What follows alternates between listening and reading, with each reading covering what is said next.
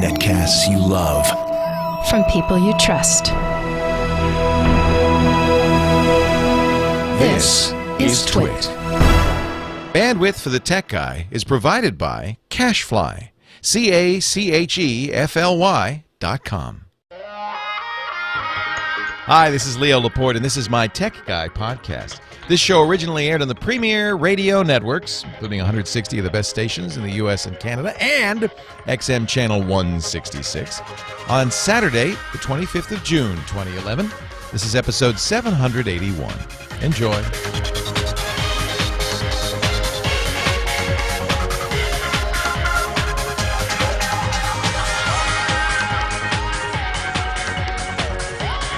Well, a good day to you. How are you, everybody? Leo Laporte, the tech guy, the analog tech guy today. If you want to talk about computers, the internet, cell phones, camcorders, MP3 players, home theater, and all that stuff, this is the show for you. The show where we talk about how the world is changing all around us thanks to digital technology and what the heck you can do about it. 8888 Ask Leo, that's the phone number if you want to call and talk about it. 888-827-5536, toll free from anywhere in the U.S. of A. But if you're outside of the U.S. of A, you can also call. We will not discriminate against you. We'll just say use Skype out, and then that way it's a free call because Skype out works with toll-free numbers to make it a free call. So 888 is a toll-free number in the U.S. 888-827-5536. And you might say, why would Leo mention this? But we do have about a third of our audience, believe it or not, is outside of the United States. There's great interest worldwide, of course, in what's going on in technology. We all want to know, what the heck is this thing? And how do I get it to work right? And stuff like that. Did you see? Let's talk about cell phones briefly, because that's one of the subjects I know a lot of you are very interested in. I resisted it for a long time. In fact, I've been doing this show for 20 years, and maybe 5-6 years ago, before the iPhone, 2004, let's say, or 2005, and I'd go places and talk to normal people, and I'd want to talk about the internet and Web 2.0 and computers, and all they'd ever want to talk about is what's the best cell phone.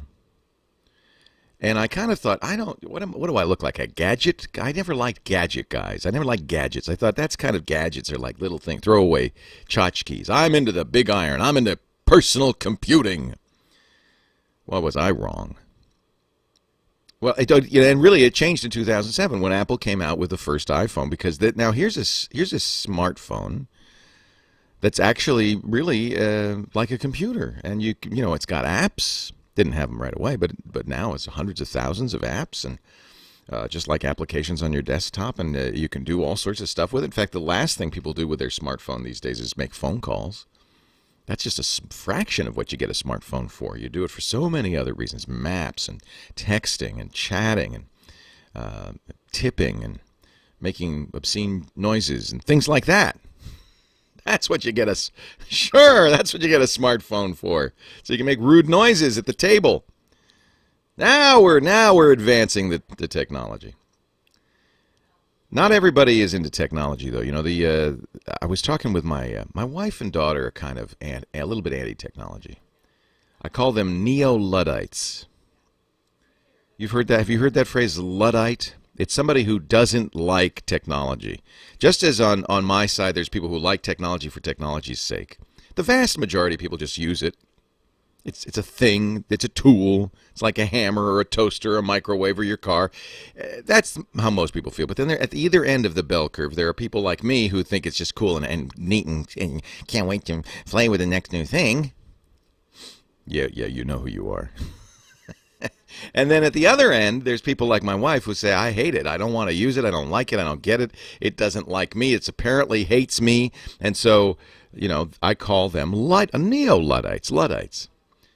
It's the people who don't like technology, who wish technology would go away. But, we got talking, and she said, well, where does this term Luddite come from? And it's an interesting story, actually, the story of the Luddites. Ned Ludd was a weaver in, is it 18th or it might even be 17th century Britain. He used a loom. Remember looms? A hand loom. So he'd have a shuttle that he'd throw back and forth with was that the weft? Yeah, the weft. And then the warp was on the loom, and he'd do the beater and pound the weft into the warp, and he'd make cloth that way. And it'd take him all day to make a few yards of cloth. He was a weaver. And along came these automatic weaving machines, these automated looms. Now remember, this is very early industrial era. They probably were powered by water, not steam, but by water. But the weavers didn't like this so much. It's putting them out of business. These things are fast and accurate and make perfect cloth. And Ned Ludd led a group of weavers in a famous rebellion. They were the Luddites, and destroyed the automatic looms because it was from a purely economic point of view, it was bad for them. But they also just didn't like technology. So this stuff is bad. Let's have handmade cloth. In fact, it's interesting because handmade cloth is still prized, isn't it? It's still more valuable than machine-made cloth. Maybe Ned Ludd wasn't so wrong. So we still have Luddites today, people who say, well, I can't. I don't want that. What is it? Just give me a phone. I work one of our great stations as our mothership, KFI in Los Angeles. The morning guy there, Bill Handel, Luddite. I foolishly convinced Bill, and I know his wife Marjorie listens, and Marjorie, you'd probably agree. Now, Marjorie, see, she's the other side of the scale. She loves the technology. She's got a fancy camera, big computer. She's doing all this stuff. But Bill is not,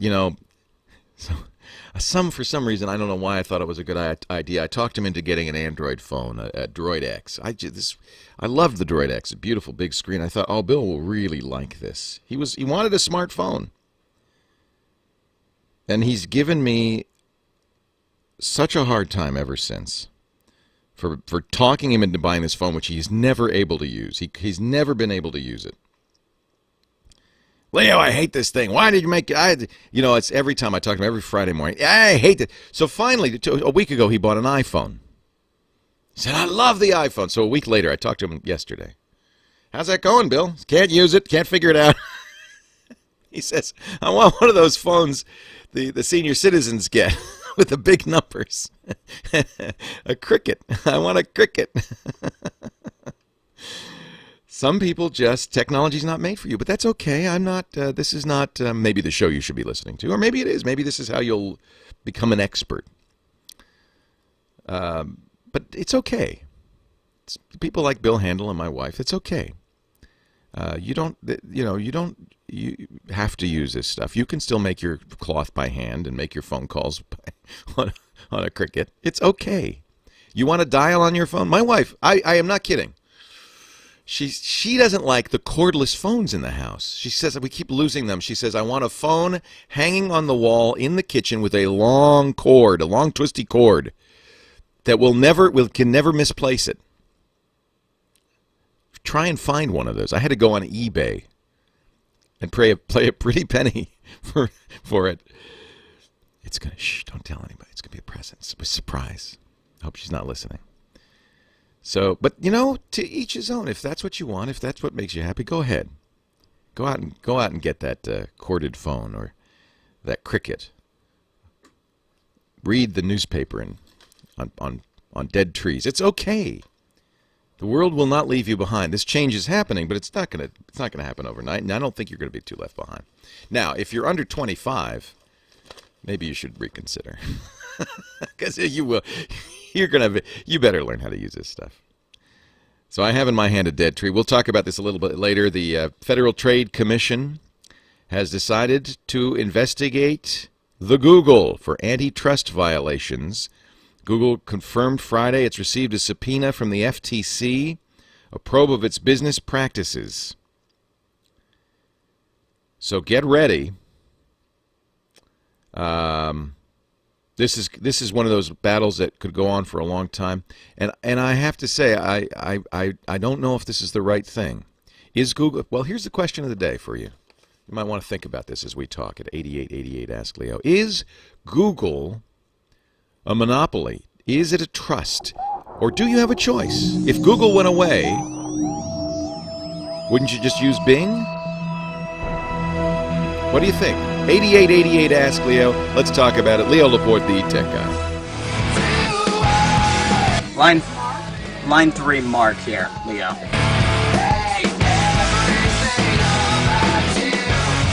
Leo Laporte, the tech guy.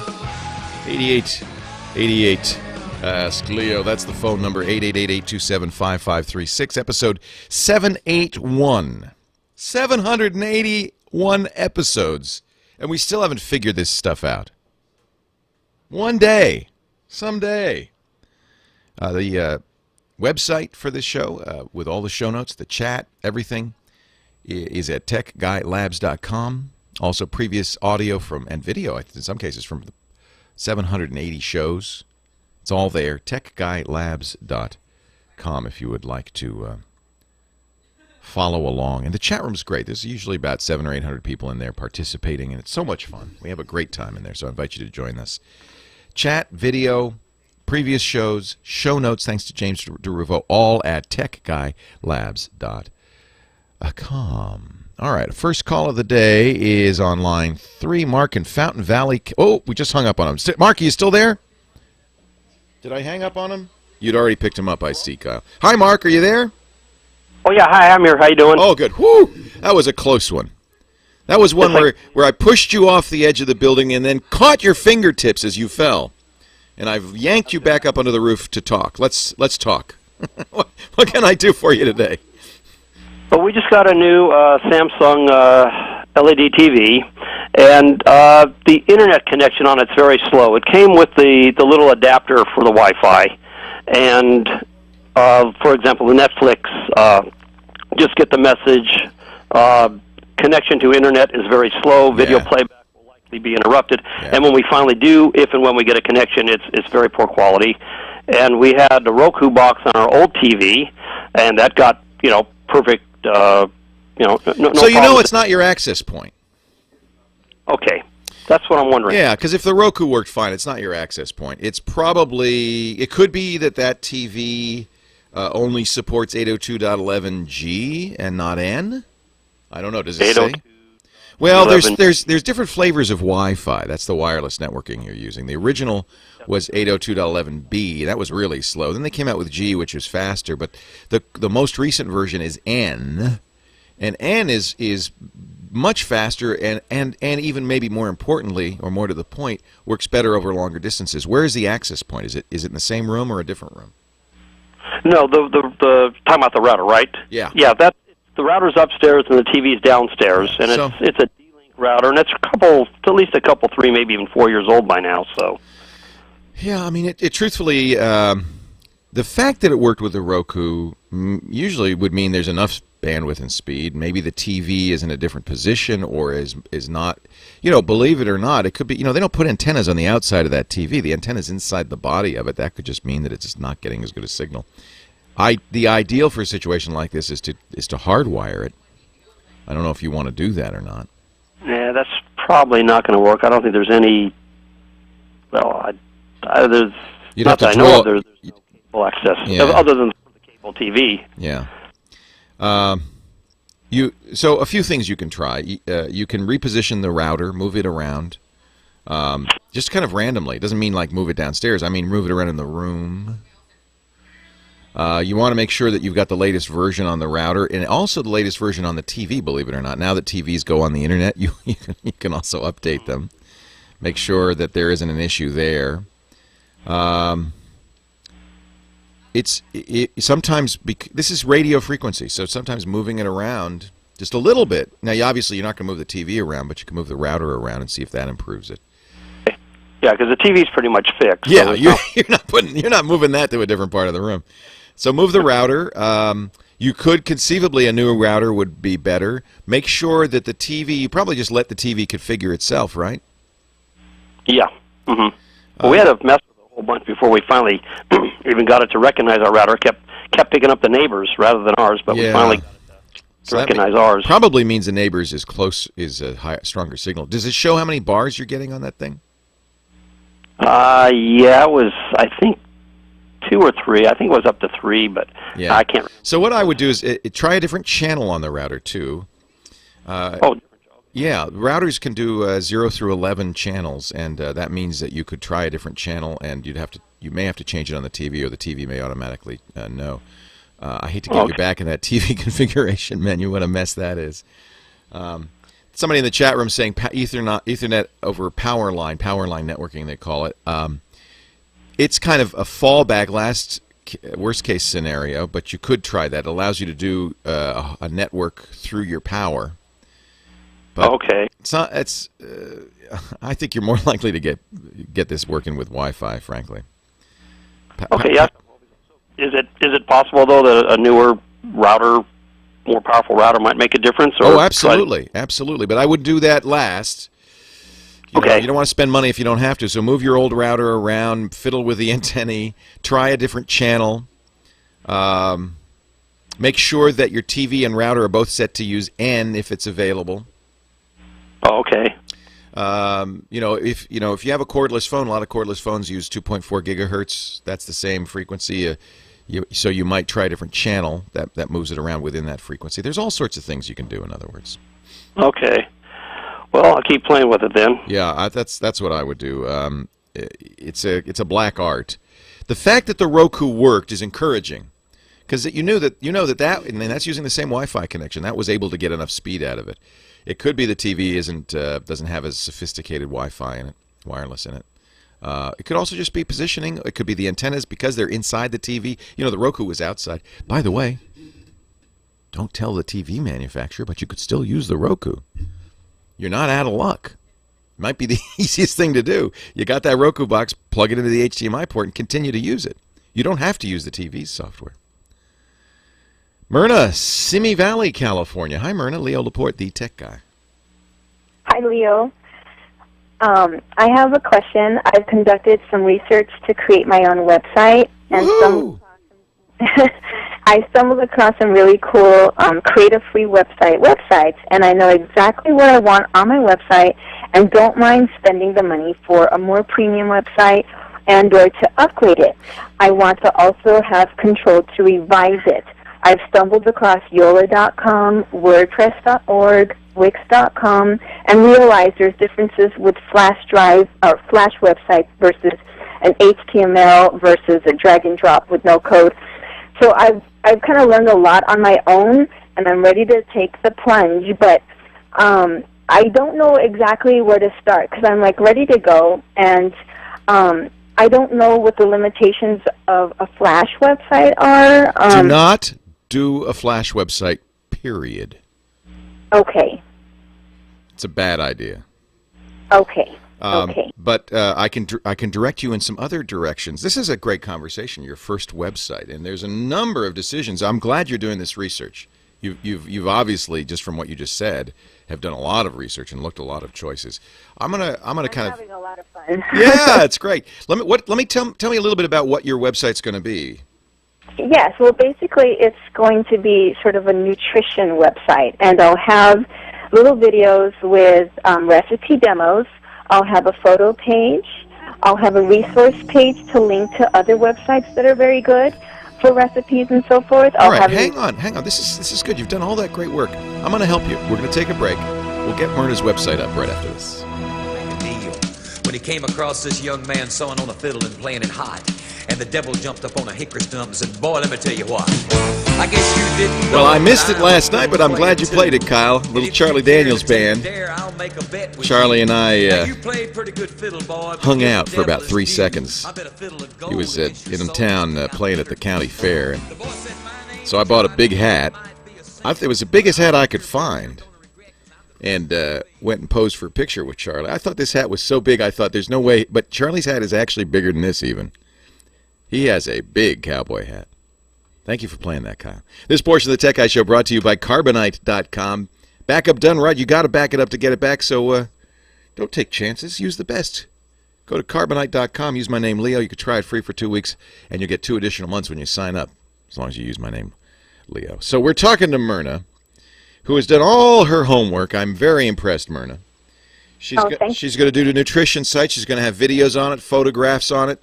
You're going to have a blog that you update regularly. You're going to have links to other sites. It's to be honest, that's typical. The only That's a function most websites have. The only thing that I would ask in addition is, do you plan to do any selling, any e-commerce on the site? Eventually, I'd like to sell some products, and I thought hooking it up to PayPal or something.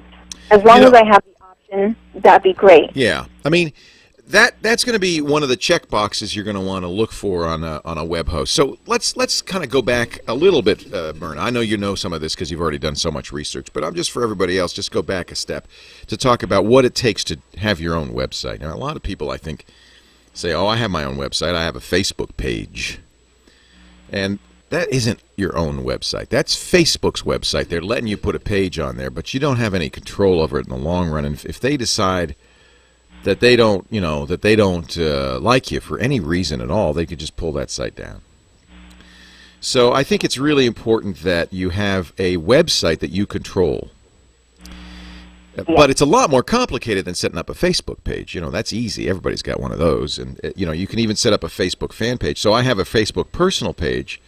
But then if you go to facebook.com/TWiT network, for instance, that's my business page, and that's a fan page, and any business can do that. In fact, any business probably should do that.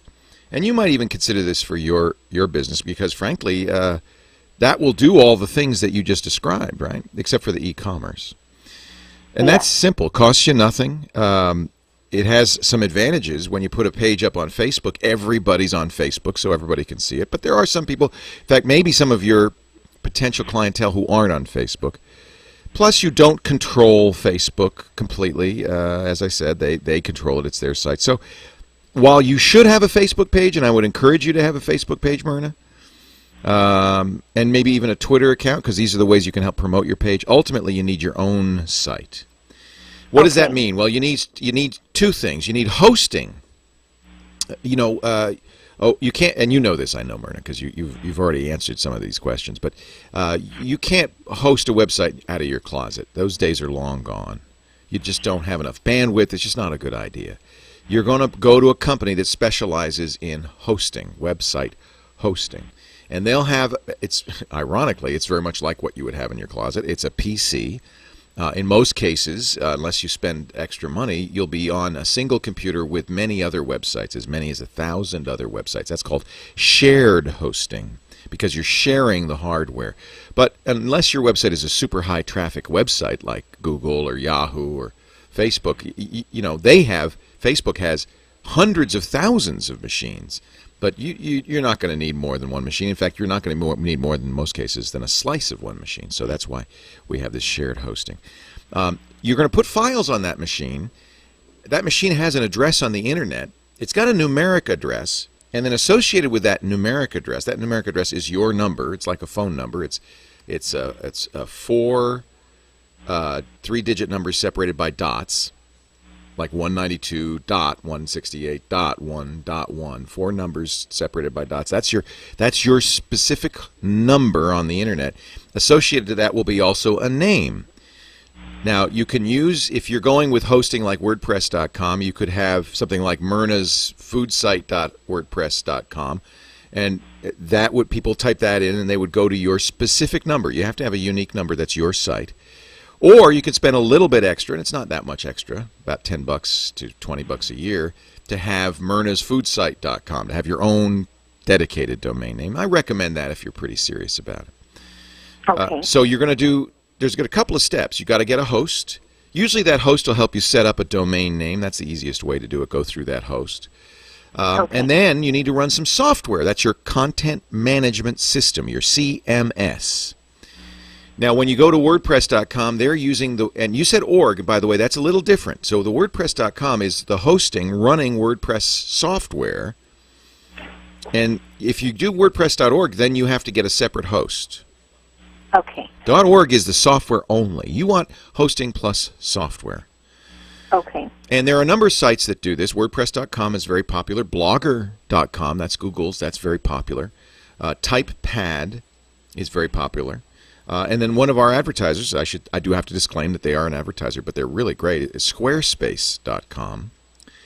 And all of four of those do roughly the same thing. You will pay them anywhere from $10 to $25 a month for hosting plus the use of the software.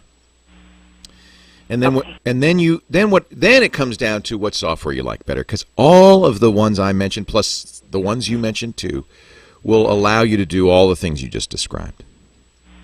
Okay.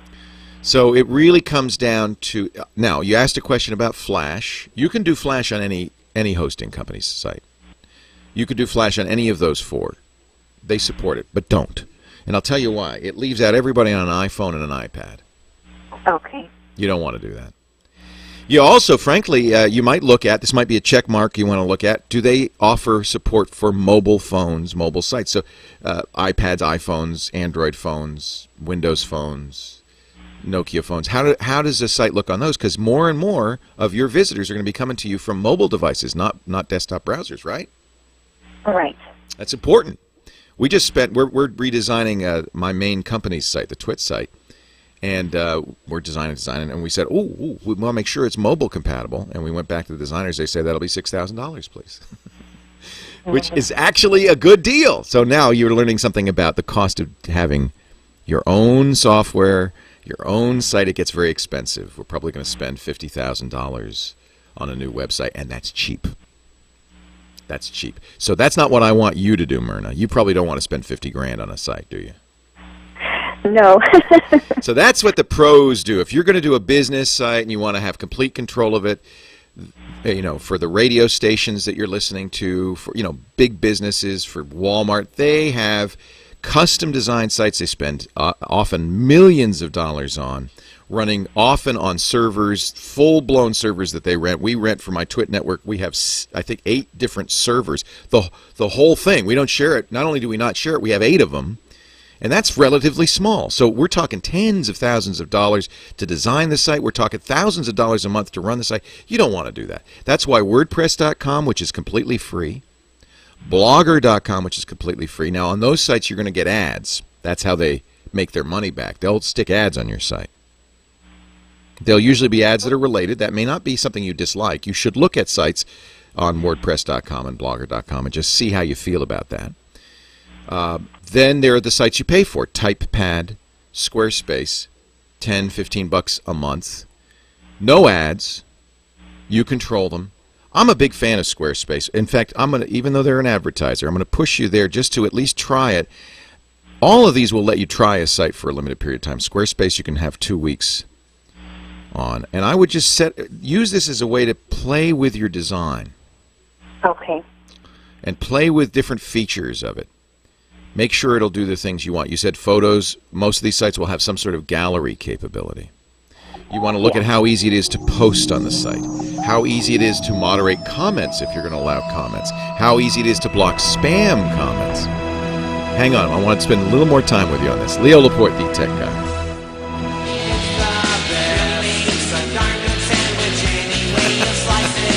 Wait a minute. There's something wrong with the lyrics on that. I'm thinking that's Weird Al. It is. I'm thinking something's changed. Leo Laporte, the tech guy. We've been talking with Myrna, and I apologize to those of you on hold for spending so much time with Myrna, but I think this is such a great topic. I do want to spend a little time on describing how to set up your own website. Just to reiterate, great to have a Facebook page. Absolutely should have Twitter. That's how you drive traffic, but you need to have your own site, even if it's just my personal page. And for a lot of people who just want a page that says, this is who I am, there's a lot of great choices like about.me that let you create simple, effective personal pages that are just, essentially a business card on the net. But if you want to have content on there, I'll show you my About Me page. It's about.me/twit, I think. They created one. And I think there's also an about.me/Leo Laporte. Those pages are just business cards on the net, but you want to do more, Myrna. You want to have content, you want to have pictures, you want to have video. Now, on the video, one of the nice things about Facebook is you make a video, you just upload it to Facebook. They store it on your own site, whether you use Blogger or WordPress or Squarespace or TypePad. On those sites, you're going to upload to, probably, and I encourage you to do it this way, upload to YouTube. and then embed the YouTube video into your website. That has two advantages. One, YouTube is where everybody goes to watch video, so people will be able to find it. In fact, Google search, because it's a Google company, always shows up there. You use tags appropriately, people will find your video on YouTube, and then it can direct them back to your site. That's always the issue, is how do I get people to come to my site? But also, you don't have to pay for any bandwidth. You can have lots of video there, and it costs you nothing. And believe me, you don't want to pay for video bandwidth. Does that make sense? Yeah. All right. So those are my notes on what you were talking about. Anything? What else would you like to know? I guess my last question would be related to cost. There's so many different prices, and I've kind of gave you a nutshell of what I want on my website. And I don't know if you can ballpark more or less somebody that's just starting off. It's going to be. It should be under $20 a month. Okay. Squarespace is an example. If you, it depends on how long you sign up for. But if you sign up for a year, is it $12 a month? 2 years, it's $10 a month. That's about right. It shouldn't be more than that. I like Squarespace. For that, you get a lot of, you get great software, really, really good software, and a lot of features that I think are pretty sweet. Now, again, they're a sponsor, but the reason they're a sponsor is because they're my preferred self-hosting site. Now, again, we don't use them because we have we have our own software that's custom designed. We spend tens of thousands of dollars on that. But for you, I think, and for the vast majority of people, Squarespace.com would be a great choice. Okay, and that'll allow me to make the revisions and customize it. Oh, absolutely. Okay. Oh, absolutely. Wonderful. That's what the content management system does. The idea of a content management system is, and a website consists of the hardware, which is usually a personal computer style hardware, an IBM PC usually running Linux, not running Windows, but running a Unix-based operating system. On top of that is some software, the content management system, and then you create content usually in a form or on the web, or you can use software on your desktop that will write to that website automatically. You'll create the content, and then the content management system takes the design, which you do once, and you'll be doing the design yourself. And the nice thing about Squarespace, it gives you a lot of templates, so it's going to look really, really nice. Don Imus uses it. A lot of people use it. It's a very nice system. And so you'll take that template. The content management system will then take your content. It makes it very easy to create new content and then merge them together to deliver a page to your viewers that really looks nice. I think it's a great way to go. Okay, and I don't have to worry about knowing HTML code. No, and that's the beauty of it. Okay. You don't have to know any of that stuff. Okay. Thank you very, very, Good very much. luck. I think this is great. Please call me back and let me know what the site URL is and how it's going for you. I definitely will. Thank you so much. Thanks, Myrna. It's great to talk to you.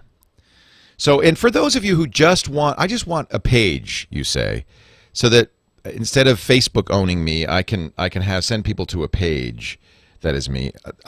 About.me is great, and flavors.me, that was just bought by AOL, is another one. And what these are is they're single-page websites that would then have links to everything of yours. They have a nice big picture of you, and then links to all the stuff that you do, and a kind of a bio. So it's almost like a single-page business card.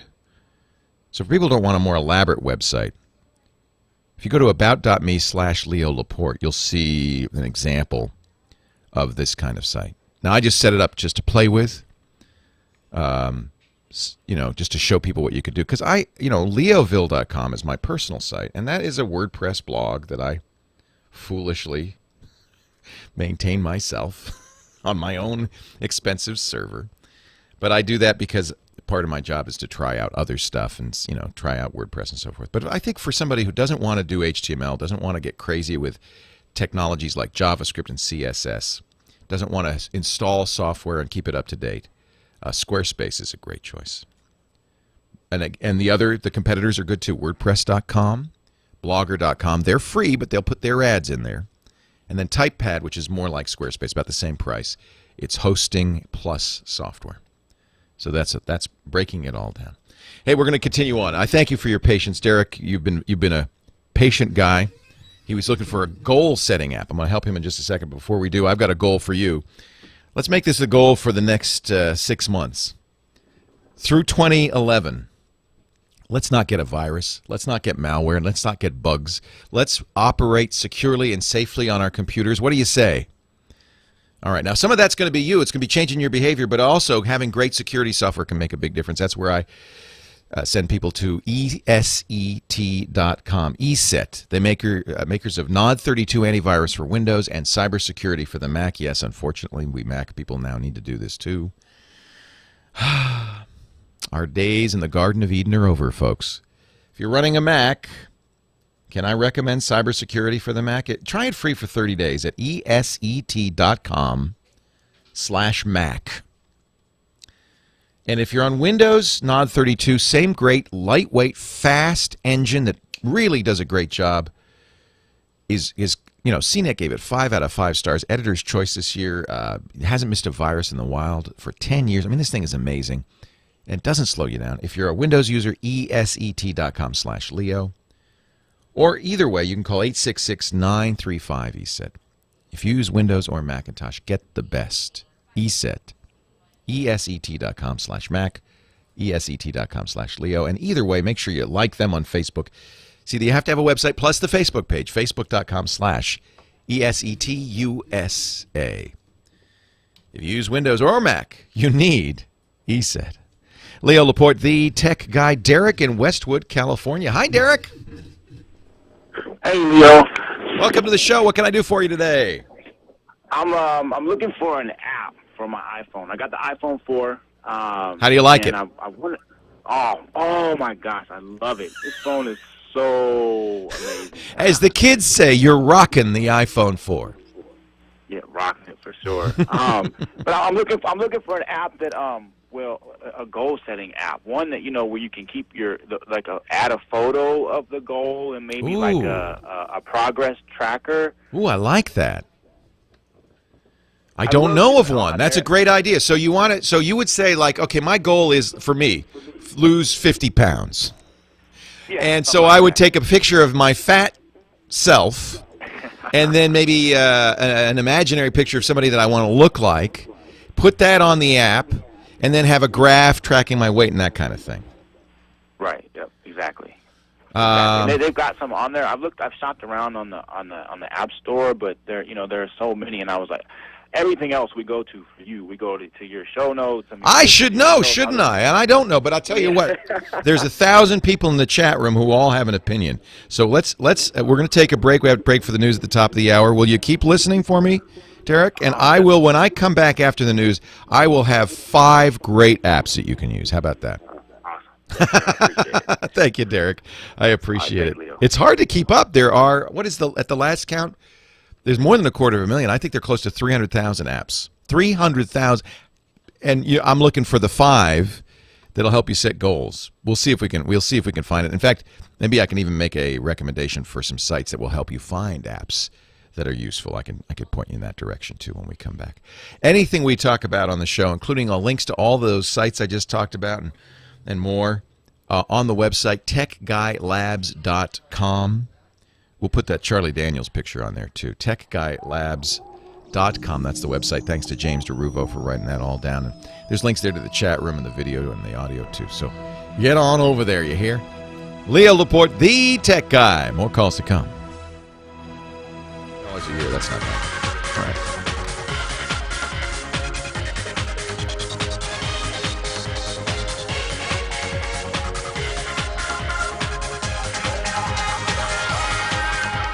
Well, a good day to you. How are you today? Leo Laporte here, the tech guy. And this is the show in which we talk about computers, internet, cell phones, camcorders, MP3 players, home theater, all the gadgets and gizmos of this modern life of ours. My phone number is 8888-ASK-LEO. If you have a question, I would love to help you out. Comments and suggestions, welcome too, even corrections.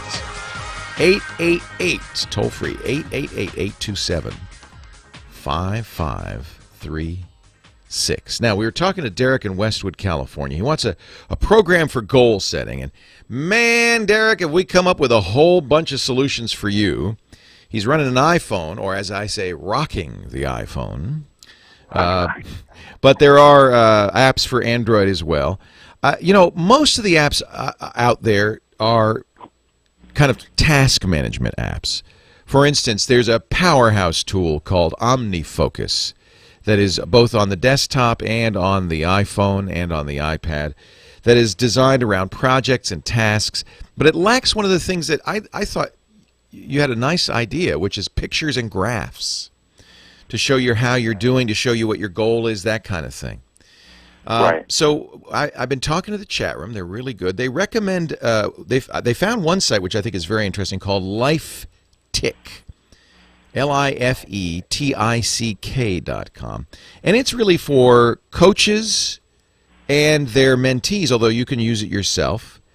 They have an iPhone as well as an Android version, but they also have a web-based version.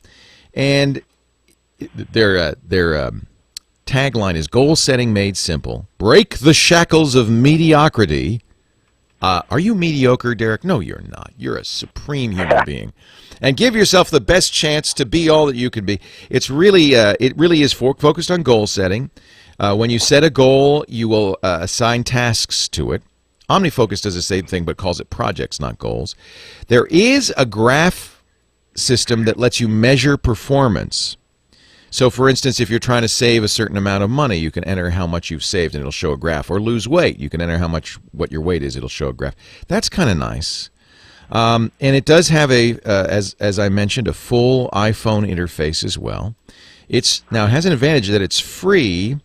Although, if you want the full unlimited version, which adds journaling, category reporting, and widgets for live stats on your desktop, it's $20 a year, which I think is not horribly expensive.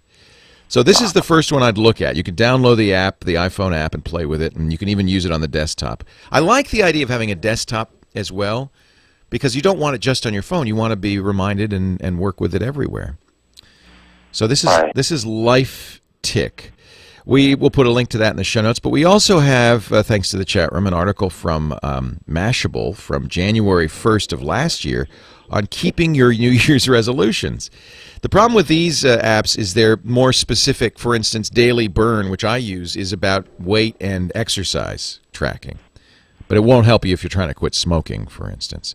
There's some fitness apps that they recommend. There's money apps like Mint.com, which I love and also use, but that's just for money. They do recommend something called 43things.com that is a little bit more, it's like a to-do list with some additional features that might help you make goals and keep goals. For instance, in the example, it says stop procrastinating, run a marathon, keep a journal, go on a road trip, hike the Inca Trail. So that sounds, it's more than a to-do list. Remember the Milk, which I use. We'll put these all in the show notes, Derek. You don't have to write this all down. I know I'm going fast. Remember the Milk, which is a pure task management system that is very good. That's on the web and on your iPhone. I particularly like this as a to-do list, but it's mostly just a to-do list. So I think for what you described, the closest that I've found so far is this LifeTick. It looks pretty good. Yeah, that sounds pretty good. That's what I'm trying to do, too. It doesn't have pictures, but you know what? You could put pictures on your desktop to remind you. Yeah. So, there's ways that you could, enhance it with pictures. You could put pictures on the phone to remind you, but it does have graphs. And I do think that that's very useful. The ability to track your performance is good. Now, the chat room, of course, is very busy, and they've come up with some more. By the way, that is the app available for LifeTick is both Windows and Android. So that's good for you Android people. There are a lot of other to-do lists, of course, out there. Here's another link, which I'll put in the show notes from about.com. Best apps for setting goals and keeping resolutions. Joe's Goals, I never heard of it, but that's in there. So we'll give you a link to a number of these tools. But I think LifeTick looks pretty darn good as far as, doing pretty much 90% of what you wanted. All right. She mentions LifeTick. Don't break the chain. 43 things, goals on track. Pardon me? When do you think the iPhone 5 is going to be out? Of course, anything I say is purely speculative because Apple doesn't talk to me. They don't talk to anybody. But I think we're going to see it in the fall, I don't think you have to wait till next year. I think we're going to see it in the fall of this year. It may be called the 4S. Rumors are it will look very much like a Samsung Galaxy S, which is very thin, slightly curved, lots of glass. It will certainly, when it comes out, have the new A5 processor in it. That's the fast processor that's in the iPad 2. It may have a higher res screen, but I don't think so. It probably will have a bigger screen, a slightly bigger screen. I think Apple needs to make their screen a little bit bigger, probably 4 inches. Yeah. Bigger screen and more speed, pretty much. More speed, bigger screen, yeah. And we've looked at iOS 5, and that's going to come out in September. It seems to me that when they release the new operating system, that'd be a good time to release a new phone. Doesn't that make sense? Yeah. But Apple's not talking. If you haven't bought an iPhone yet, if you can wait through the summer, I probably would do so. The summer. There you have it, man. Thank you, Leo. I really appreciate it, y'all. Oh, Derek, I appreciate it. Good luck with your goals. We all have them, and it's really nice. Now, I'm going to tell you some other things that you can do. For instance, if it's a weight loss goal, Daily Burn is a great app for exercise, calorie counting, and then I use a scale that tweets my weight. And accountability is a big part, isn't it, of staying in shape, losing weight, or any goal, is somebody keeping an eye on you. And using Twitter, tweeting your weight. My good friend Dane is trying to lose weight, takes pictures of everything he eats and tweets it. Keeps him accountable, doesn't it? Not a bad idea. The company that makes this scale, WiThings, WiThings.com, just released, and I ordered it, a blood pressure monitor for your iPad and iPhone. So it's a cuff that goes around your arm, just like the kind you'd buy in the drugstore, but instead of just hooking up to a box and you take the readings, it hooks up to your iPhone or iPad, tracks your blood pressure over time, and if you want, tweets that too. So again, if you've high blood pressure and you want to get your blood pressure down, maybe you're going to take medication, which is certainly absolutely something you should do if you can't get it down any other way. But sometimes losing weight, exercise, reducing sodium, that kind of thing can help. This is a way to track it.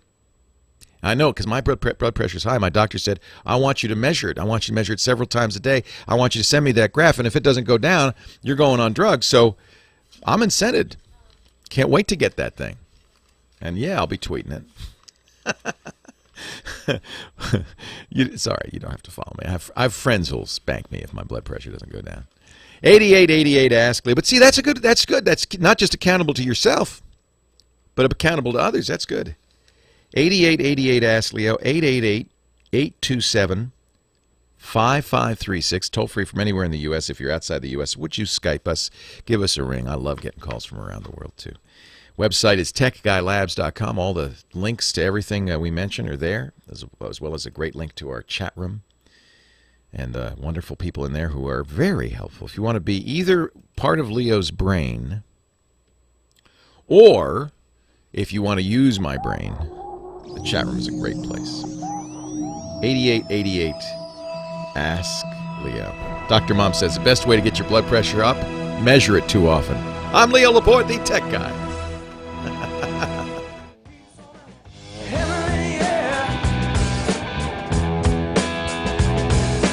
Leo Laporte, the tech guy. 8888 Ask Leo, that's the number. We're talking about smartphones, and of course Nokia has released their N9, which is kind of sad because they've already announced that the operating system, this N9, which is a beautiful phone, big glass screen, beautiful phone. The operating system it's running on, Migo it's called. This is the only phone they're ever going to do with the Migo operating system. So you'd be crazy to buy it. They've already decided that they're going to shift all their phones to Windows Phone 7, which is very nice, very credible operating system. In fact, they made the mistake. The new CEO of Microsoft, Stephen Elop, who happens to be did I say Microsoft, of Nokia? He happens to be a former Microsoftie, and Nokia is getting. You know what? Microsoft is going to buy Nokia before the end of the year. My prediction. It's just inevitable. Either that or RIM or both. Maybe Apple will buy them. Maybe Google will buy them. But there's not. I don't think. So Nokia, which does very well internationally, is still the #1 cell phone manufacturer in the world easily. Microsoft paid them $1 billion to start using Microsoft's Windows Phone 7. And guess what? This N9, this beautiful hardware, Stephen Elop shows it off running Windows Phone 7. And it's all over the internet. So I think they'll sell about 4 N9s. Maybe 9. That'd be kind of nice. And then those people are going to be irate, but I guess they aren't paying attention. On the other hand, when the N9 hardware comes out with Windows Phone 7, now that's going to be nice. That's going to be nice. I think the N9 is gorgeous. Beautiful phone, but I can't recommend it because it's running a lame duck operating system. Mark is in Santa Ana, California. Hi, Mark. Leo Laporte, the tech guy. Hey, by the way, do you want to answer for the guy with the TV getting movies over the internet? Yeah. If you get a Linksys, they don't make them anymore, but you can get them through eBay. Get a Linksys W854G. And you can set that thing up to bridge. You can set it up to be a client. You can set it up to be an access point. But if you set it up to be a client, you can hook the network wire side of that thing to the TV, and then you can move it around. And it's got 2 big antennas because it looks like the old Linksys, I didn't think of that. Now, he has a D-Link, so D-Link also makes these. They're called Ethernet bridges. Mm-hmm. And what they do is they take the Wi-Fi out of the sky and turn it into hardwired. And unlike the television's Wi-Fi receiver, you can position that thing so you can put that thing up at the ceiling close to the room, the floor of the room where the access point is, and then have the Ethernet cable going down into the TV. That's a very good idea. Right. Great idea, Mark. Yeah. Linksys isn't the only company that makes these. These are just, there are a number of companies that make these. And D-Link, you should probably get the one made by the same company that does your router. D-Link makes it, it's called, I don't know what they call it, but it's an Ethernet bridge is what it is. That's a very good idea. Right. Yeah, I've got a couple of them all over the house. Yeah. Also, to clean computers, lawn and leaf blower. You were a couple of weeks ago. I work on computers out of my house, and every computer, I take it outside, I remove the side, and there's this huge cloud of dust. Oh, I know. These things are disgusting. Right. But, it makes it, I've seen... You don't really use a lawn and leaf blower on it. Yes, really, I do. And it works great because it never spews any water, unlike a compressor. True. And it's enough air to actually blow these things clean. If you want, I'll put it... You know what? No, I'll tell you what. If you want, I'll post a video of it. Yeah, put it on YouTube. I think you'll get a lot of hits. And I'll send you a line. Please do, Mark. I should warn people. Yes, you know what? You're probably right. They make, a compressed air thing. The problem, you're right, with the cans is you have to pulse it because if you press it too long, it gets very cold coming out of that nozzle and then condenses moisture into your computer. That's a no-no. The problem with a lawn and leaf blower is you got to make sure it's not blowing any rocks into the thing. You got. Well, I only use this lawn and leaf blower. Its entire existence is to blow out computers. Okay. It's got a big nozzle, so it's not, super compressed, and probably that's sufficient. I get to choose how close I put the nozzle to the computer. You could also use a shop vac and reverse mode. You just got to be careful you're not blowing debris into it. And the other thing is, of course, you're going to dislodge cables. You're going to knock things loose. So be careful, and you may have to reseat everything just to make sure. But I'd be really careful about not getting any dust and particles. Okay. I've been doing it since 2003. But I'll send you a video. Once you see it, you go, that is so cool. Wow. Anyhow, great. I love it. The thing that flummoxes me is the iPhone. It flummoxes you?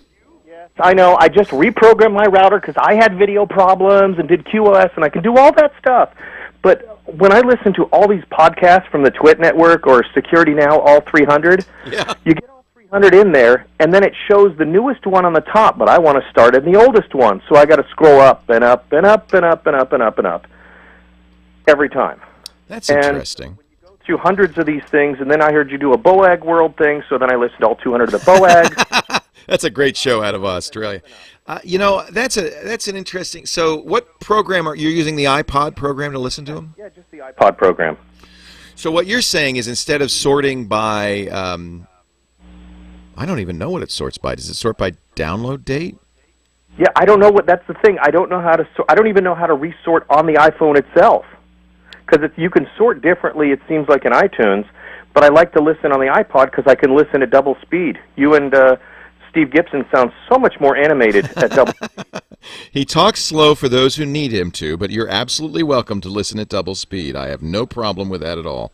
Let me see what I'm looking at my the iPhone right now to see what the iPod's doing with podcasts. That's a very I don't know how it sorts it. And you're right, you have no control over it.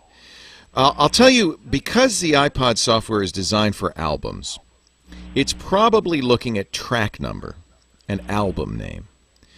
So it sorts by album name alphabetically, and then within the album it'll do track number. Now we don't put track numbers. I don't think we put track numbers in our podcasts. Maybe we should, but you could do that manually on your desktop on iTunes. Add track numbers, and then I think it would show it by track number.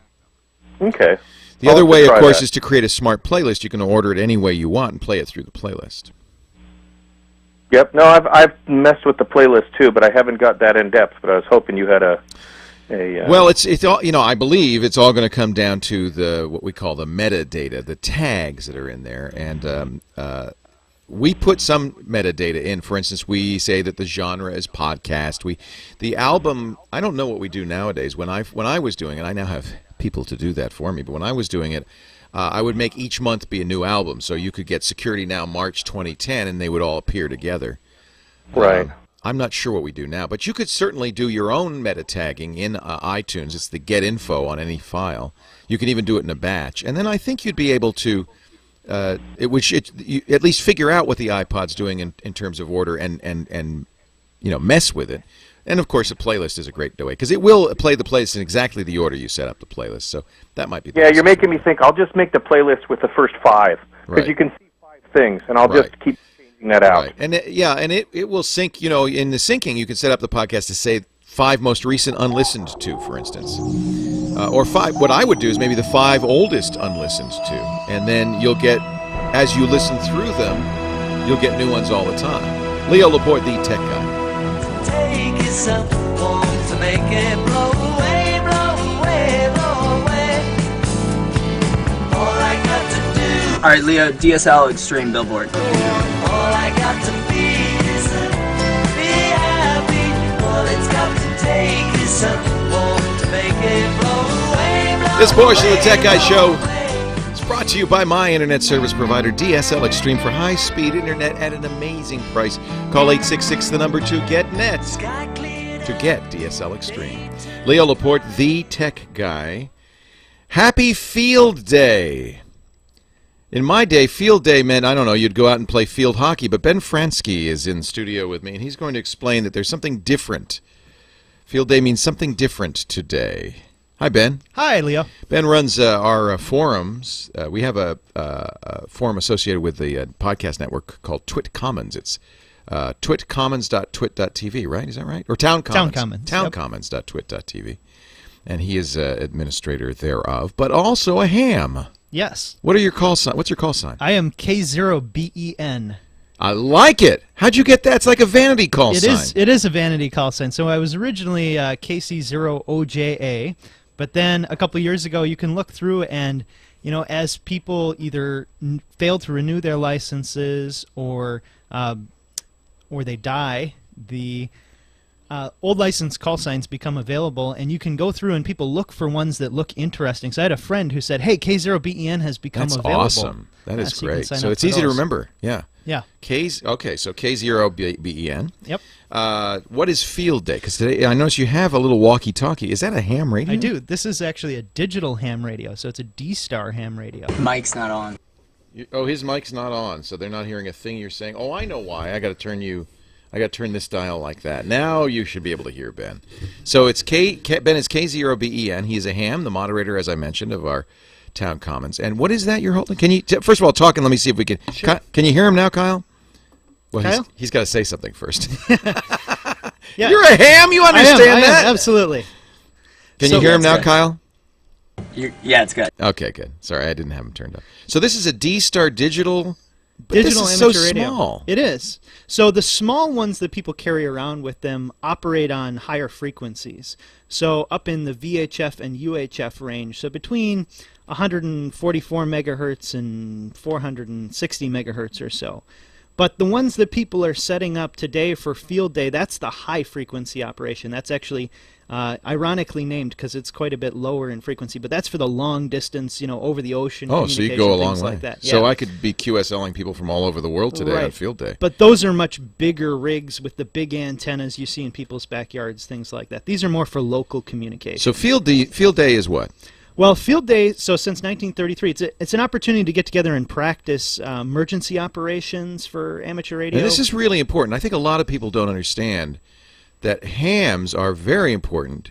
During Katrina, hams were the people who were getting information in and out of New Orleans. Hams are very important for emergencies. Right, any kind of natural disaster, but particularly hurricanes because they're a long-lived natural disaster that affects a lot of terrestrial communication systems. Right. So field day's not just kind of fun. This has a serious implication. Right, that's really what it's for, is to practice setting up at remote sites where you're using generators for power, things like that.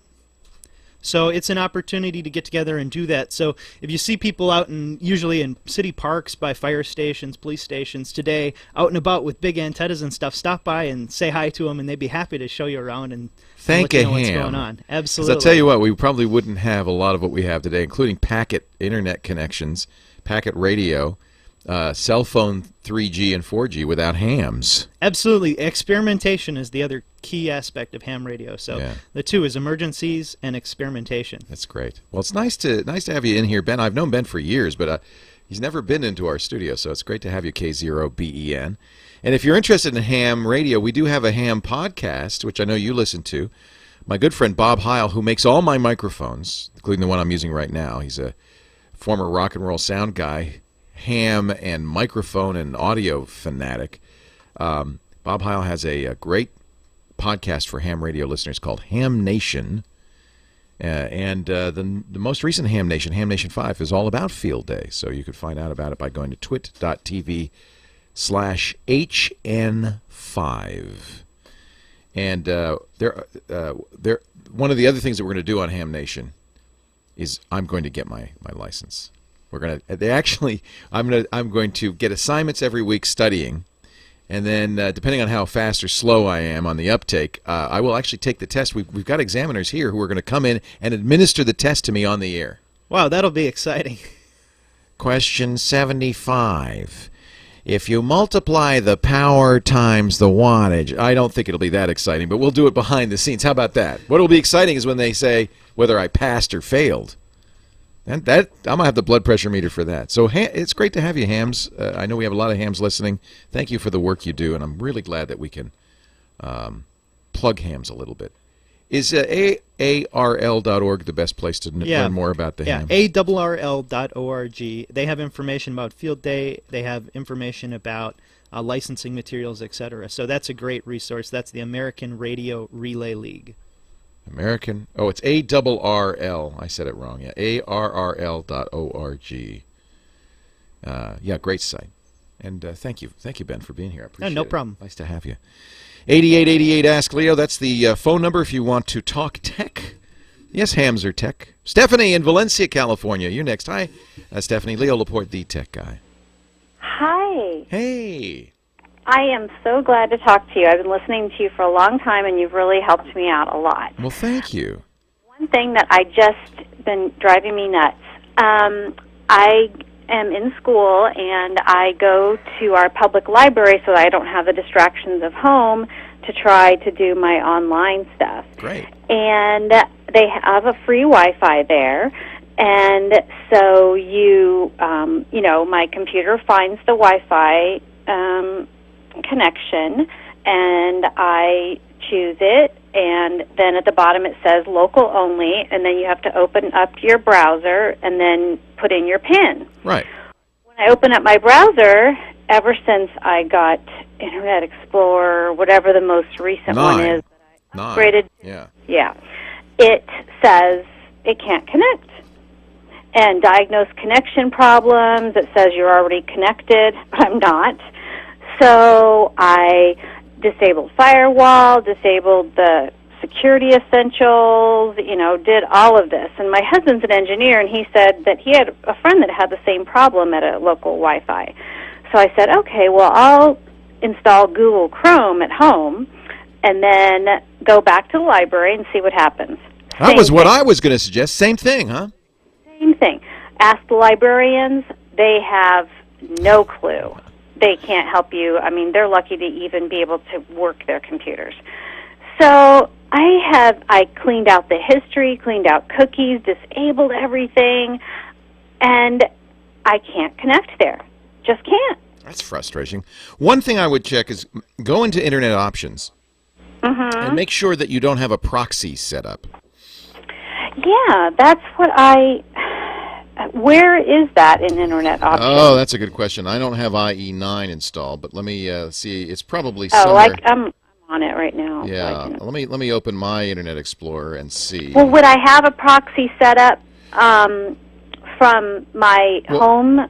No. You probably don't need a proxy, and you probably shouldn't have one set up. So you go to Tools, Internet Options, and it's probably in the Connections or Advanced. What you want to... Okay, it's in Connections and LAN settings, yeah. It's not checked. Use proxy server for your LAN, whatever. And automatically detect settings, that's unchecked? No, it's checked. Try unchecking that, believe it or not. Really? Yeah, what happens is it starts to look for a proxy. Oh. And in that process, it may be timing out. So I would uncheck that, believe it or not. And try that. And try that. Google Chrome will have a similar setting somewhere. I don't think the library is using a proxy, but sometimes that timeout could be causing the problem. Even because it says, make sure to disable, to enable pop-ups because... Right. You might need that, too. It might be the pop-up blocking. Hang on for a second. Leo Laporte, the tech guy. What happens when you're using a public access spot? It works fine. Then you install IE9, the latest version of Internet Explorer for Windows, and it stops working. That's the problem Stephanie's having at the public library in Valencia. Hi. Hi. Yes. I did enable pop-ups and still got the same thing. Because that pop-up blocker would cause a problem. Right, and so it tells you even the address to allow through, which is like plwireless.countylibrary or whatever. I tried to even go to that site, just typing it in, and it says you don't have any internet connection. So usually, well, you don't. And see, this is what's happening. Is this is how some access points work? Is that you get on the access point, but the software in the router prevents you from getting out of it, off onto the internet. It prevents you from having an internet connection until you agree to the sign-up thing, or enter in this case, enter your PIN. So what it does is it internally supplies you with a web page, which you then enter the PIN. It does in the software in the router that says, okay, she's okay, and then it lets you out into the outside world. So you don't have, from the point of view of the browser, you don't have connectivity. You don't have an IP address yet. You have a self-assigned address, and that will stay that way until the router says okay. So the issue is somehow this handshake with your computer and the library's router is not working. Blocking pop-ups would prevent that. Chrome does use, somebody's pointing out in the chat room, this is a good point, Slayer Dork in the chat room, nice name, says Chrome is using IE's settings, so maybe if you tried Firefox, go back home, download Firefox, install that, see if that causes the problem too, because it will use its own settings. Oh, okay. Yeah, because I've been able to get on at the hotels and everything else. It's something to do with there's some interaction between the library. Maybe that router that they're using, libraries don't have a lot of money these days. It's probably a pretty old router. Maybe it's just not compatible with IE9. Maybe, because everybody else that I see there at the library is able to get on. Right. So. We don't know if they're using IE9 yet or not. And how do I uninstall IE9 and then I would just install a earlier edition? I bet that doesn't fix it, but yeah, I think you can roll back IE9. In fact, I know you can. If you Google IE9 rollback, you'll be able to do that. I don't think you want to. I think what you want to do is figure out what's going on, especially since Chrome isn't working either. Yeah, exactly. Going backwards may not solve that. Okay, well, I'm gonna try Firefox, and I'm going to also uncheck the automatically detect. Yeah, that could be it. If you have connections in your network connections folder. You'll find that in the control panel. Delete all the old library connections. Start over there. Okay. And if you do install Firefox, make sure you turn off. I think by default pop-ups are blocked, so make sure you turn those off in Firefox. Okay. Because I think it's a pop-up that says, "What's your PIN?" Right. Yeah. Right. Okay. Great. Thank you so much. Good luck, Stephanie. A couple other things: make sure the date and time on your computer is correct. If it's using a certificate, the IE9 may say, "Oh, that certificate's out of date." If the computer time is wrong, another thing to check. So many things can go wrong, can't they? It's kind of just hit or miss. Thanks for the call. Good luck. And the library is a perfect example, unfortunately, of a place where somebody set this up and they don't have a lot of resources. They probably have a tech guy come in once every few months, and they probably, unless there's somebody geeky there in the library who took it upon herself to do this, they probably just don't know what's going on at all. Hey, before we get to our next call, we've got Mike on the line from Montana.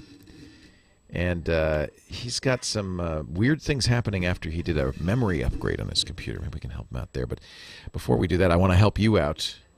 It's summertime, and you're out there and you're enjoying the beautiful summer weather. You're taking lots of pictures. Maybe you're on the road, or you're doing a staycation. You got the tiki lamps lit in the backyard. Beautiful images. You want to save those images, don't you? You want to save all that important stuff on your hard drive. But I got to tell you, your hard drive problems don't take a vacation. Your computer could crash any minute now. Your hard drive could die. Your precious data could be lost forever. And if you don't have a backup, you'll be sad this summer. So let's not be sad. Let's get Carbonite Online Backup. Carbonite, it's a company I trust to protect my data, all my photos, all my memories. And when disaster strikes, it's so easy to get them back with Carbonite.com. Plus, Carbonite gives you access to all your files from any computer, anytime. You don't have to wait for disaster. Just log in to your Carbonite account. There's your stuff. You can even use your smartphone or your iPad with their free app. Unlimited backup, all the data on your internal drive, PC or Mac, anytime, anywhere access, just $59 a year. Now, that's a great deal. But I want you to try it free for the next 15 days. Go to Carbonite.com, use my name, Leo. 2 free months if you decide to buy at Carbonite.com. But you got to use my name, Leo. You got to back it up to get it back, so do it right with Carbonite. Leo Laporte, the tech guy, and let's go to Billings, Montana. Mike is on the line. Hi, Mike. Welcome to the show. Hi. Thank you very much for taking my call. I appreciate it. My pleasure. Thanks for calling. You're welcome. I'm a 68-year-old guy trying to fumble his way through this technology world, and I tried to, or I did, recently upgrade my the memory with the RAM in my computer. Trying to make do with what I have rather than trying to buy a brand new one. And I upgraded it to its max, which is 2 gigabytes. And shortly thereafter, I started getting vertical lines while I was surfing or doing email or whatever on my screen. They were mostly yellow, but occasionally they came out blue. And then everything froze, and nothing moved, and I couldn't do it without a hard reboot. Sounds like something might be wrong with the memory, but it also might be that in putting in the memory, you dislodged a card or knocked a cable loose. That error message often is an issue with a video card, but I bet you on this older system you don't have a video card, do you? I probably don't. Yeah. I've got all the information on the system. Most of the time, you don't have to tell me. It's all right. Most of the time, older systems, less expensive systems, use that RAM that you put in for video memory. So if it is bad memory, this is exactly what you would have happen. You might try a couple of things you could do. There is in the power on self-test, you can do a longer test that will test RAM. When you first turn on the computer, get into the BIOS setup. You might see that little black and white thing that says press F8 or delete or escape to get into BIOS setup. That key varies on every computer. So, but those are a couple to try. Escape, delete, F8. One of those maybe will get you into this setup thing, and you could turn on the long power on self-test. You might even have a memory tester in there. But it does sound like you have a problem with the RAM that you put in. That's almost certainly what's going on. And since you probably have a video system that uses RAM for the video display, that's exactly the error you would get. Okay, so the RAM that I bought is bad, is what you're saying? Well, it sure fits the profile, yeah. Okay. You can run a memory tester on it. There are some that you boot up if you put them on CD. But yeah, like I said, you have a kind of a simple memory test built into your system. You might even have a more elaborate one. But run that mem test on those RAM modules. But I'm pretty sure that's what's wrong. What I would do is, easiest thing to do is just assume it's wrong because it sounds about like what's going on, and send them back and get a replacement.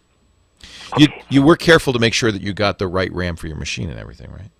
Yeah. And I called the place that I bought it from, and here's memory. Hang on a second. Yeah, manufacturer Micron Technology. Yeah, you want to make sure that is the right speed and kind of RAM for that machine. Okay. If most Crucial, if it's Micron, you got it from Crucial.com, and Crucial has that RAM, picker thing that make sure you get it for exactly the model you're using. But I have to say that sounds like there's something wrong with the memory there. The good news about Crucial is they'll replace that, no questions asked. If the same thing happens, then you're going to have to dig a little bit deeper.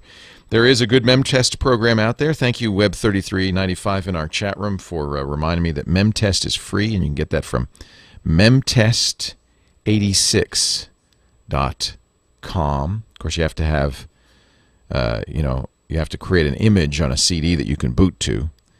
That way, you could just boot up right into the memory test, because you obviously can't get Windows running right now. But I don't even know if you need to run this mem test. I think, in effect, you are doing a memory test, and it's failing. 8888 Ask Leo. The chat room, if you want to join them, is available through our website, techguylabs.com. Links to everything I talk about, including that memory tester, magically show up there, thanks to James DeRuvo, who's writing everything down as I talk. You'll also find show notes from previous shows, audio and video too, and our live video stream. So, there's nothing more compelling than watching a guy talk. And you can do that now at techguylabs.com. Leo Laporte, the Tech Guy.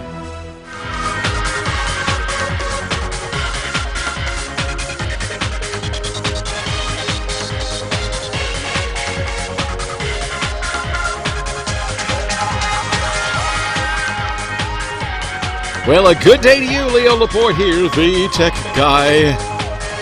My glittery tech mouse. 8888 Ask Leo. If you want to talk about computers or the internet or bejeweled mice. Look at that. Isn't that amazing? This was this is the radio. You can't see it, Leo. Oh yeah. So imagine, if you will, a mouse all lit up, glowing from within with blue and red light, and then encrusted with plastic jewels. That's just from crystalcase.com. I think that's very bling. So I'm the blinged out tech guy today. 8888 Ask Leo. If you want to ask a question, make a comment, make a suggestion, I'd love to hear from you. 888-827-5536. From Los Angeles, listening on the great KFI, Richard's on the line. Hi, Richard. Leo Laporte, the tech guy. Hi, Leo. Good to talk with you. Thanks for calling. I'm interested in if there is such a thing as a standalone QR code reader that is not in a smartphone. Yeah, because all the smartphones now have these QR code readers. You probably see QR codes around on billboards, on the sides of walls and stuff, but you don't want to carry a smartphone. No, I don't. I'm retired. I don't go away very much, and I have all the toys I need at home. Well, now, the QCat, which was, remember they gave that away at Radio Shack, was a barcode scanner. The whole idea, this was about, 10, 15 years ago, late 90s. The whole idea was that magazines would have barcodes in the ads, and then you would have at your home a USB barcode reader that you would, I don't know why this was considered a good idea. Is it that hard to enter a URL? But the idea was you'd scan the barcode in the ad, and then your computer's browser would launch, and it would automatically go to the website. I guess this was in the days when the internet was new, and people thought, oh, nobody will want to enter in URLs. Well, it didn't go anywhere, but the QCat I think is still around, and I'm trying to see if. Yeah, see, I don't think it was capable of reading QR codes. People have done that a lot, hacking them and so forth. Standalone QR code readers.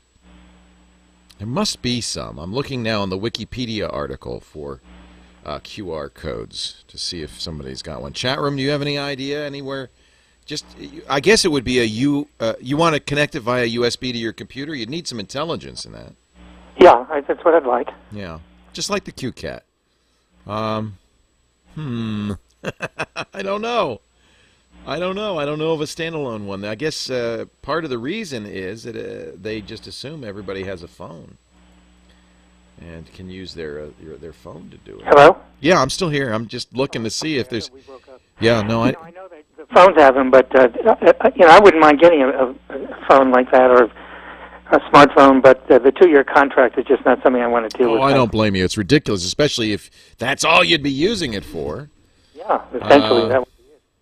I'm reading through this Wikipedia article, great article on QR codes, but I don't see any hardware devices that aren't smartphone devices. I think, let's see, let's go to the official QR code website, maybe something there, qrcode.com. Do they have any hardware readers there? Manufacturing, logistics? No, I don't see any. I went through those. That's why I called you. I've been searching for this for 2 weeks and come up with absolutely nothing.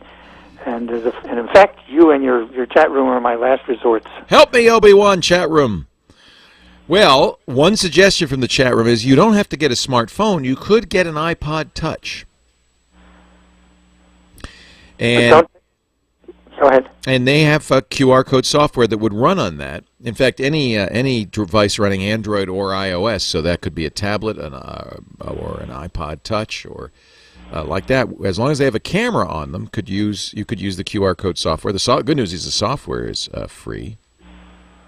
And then Bronwyn's also telling me in the chat room that you can buy these, barcode scanners that they use at, in stores and so forth. They're probably actually not as expensive as buying an iPod Touch, but they only do one thing. I'm seeing them listed anywhere from $100 to $400. So they're kind of ugly, they're kind of ungainly, but these are the kinds that you'd see in a grocery store. Here's one from Metrologic Instruments, the Orbit. It's a wire. In fact, I've seen this used at health clubs. Wired, hands-free barcode scanner. And it's about $200 to $300. Is that what you want? Not quite. You get away cheap. Yeah, well, that's a standalone. I got it, but now of course you have to hook it up to a computer, and the computer has to be running some software. But that's a standalone. It seems like any 2D barcode scanner would work. There are USB 2D barcode scanners. They all support QR codes. If the software does, and the software in most cases does. So just maybe go to eBay and see if you can buy a used one. Right. That's my best advice to you, Richard. Interesting idea. And I kind of wonder, are we going to see a lot more of these QR codes, or is this like the QCat, just kind of a silly fad? You see them even like, I remember when Conan, was it Conan or was it Colbert? Colbert did his version of the Friday song by Rebecca Black, and right at the end of it, somebody holds up a square sign, a QR code, and if you scanned it, you'd get a special site with Conan on it saying, "Hey, you found my secret code." You've seen these QR codes. The QR codes, unlike barcodes are those lines you see on the side of a box of cereal or whatever. QR codes are square. They have 3 big square dots in 3 corners, and then just kind of blobs of black and white, and they can represent anything. They can have a website URL. They can even have a joke. We had one lying around. It's not here anymore. That had a joke on it. It had a Chuck Norris joke on it, as I remember. So you'd scan it and you'd get a Chuck Norris joke. I wonder. I don't know if this is going to take off or not. It seems to me a little bit ungainly, a little chunky. Ah! Ben Fransky, thank you. He's got a good point. If your computer, laptop, or desktop with an additional webcam, if you've got a camera on your computer, you could probably download software that would run on your computer that would read the codes from the camera. I know, for instance, on a Mac, there's a program called Delicious Library. It lets you hold up your books and records and CDs to the camera. We'll scan it in and then add them to your library automatically. There you go. Divix Club in our chat room says, I saw a huge QR code on a bus, the side of a bus the other day. It was $10 off Amazon. So maybe they will take off. Maybe that is a good idea. 8888 asks Leo. Bill in Fountain Valley, California. Hey, Bill. Leo Laporte, the tech guy. Hi, Leo. First-time caller. Thanks for calling. And I've got a head scratcher with an iPod. Head scratchers are us. Righty then. I have some audio books, and I've had them on a Nano, and they play perfect on a Nano. But unfortunately, I ran out of space and had to go to a Classic.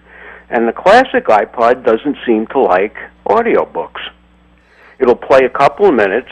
Where'd you get the audiobooks? Are they from Audible.com or the library? Or they're from downloaded from iTunes. Okay, so yeah, so iTunes has some copy protection on those. Audible is their provider on those. I believe all iPods out there should be able to listen to audio books. So what I would do is make sure you have the latest firmware on that older Classic. Did that. Really? Did that. Huh. And I have heard, and I don't know if it's a reliable source, that there's an issue with the ones with the hard drives that they... Let me check. I haven't heard that. I don't think that's the case. Leo Laporte, the tech guy. So this is... Bling, bling. Every time I come around your city, bling, bling. Thinking ring word about any bling, bling. Every time I buy a new ride, bling, bling. Lorenzo's all you got, I'm a die, bling, bling. Leo Laporte, the tech guy. Kyle Benham at it again with some crazy music. Bling, bling. Is that for my mouse? That's for my mouse. Definitely. Bling, bling. So the QR codes, we've just been playing with them. We actually found software you can run on a computer that'll use your webcam to read a QR code. I just created a QR code. That's a little advertisement for my brick sale on the podcasts. We're selling, commemorative bricks for the wall in the new studio. And you could put quite a bit of text in there. I mean, it says buy a brick and help Twit, http://bricks.twit.tv, and you can get all of that in a little square code, which you could, you could put on the side of a bus. John suggests that maybe you just put this on your business card. And I am starting to see business cards with QR codes on them.